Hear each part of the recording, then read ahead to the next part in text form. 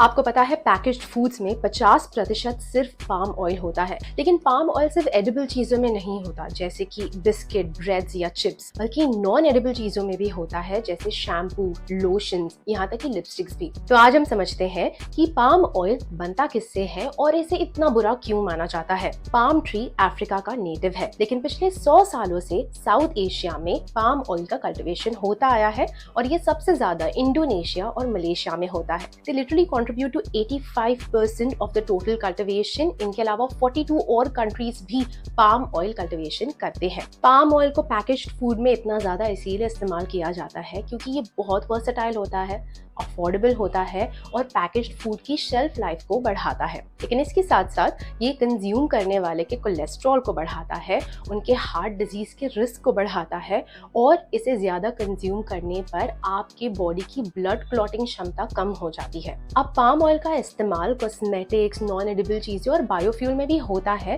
लेकिन यहाँ पर कोई मेजर हेल्थ रिस्क नहीं है। प्रॉब्लम है इसके कल्टिवेशन से डिफॉरेस्टेशन में।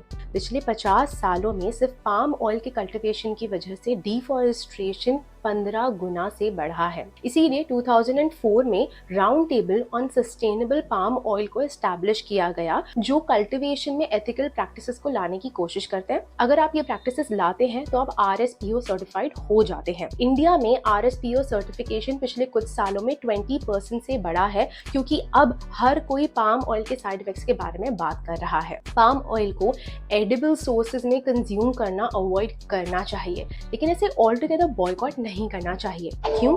Read about it in the caption and follow us for more.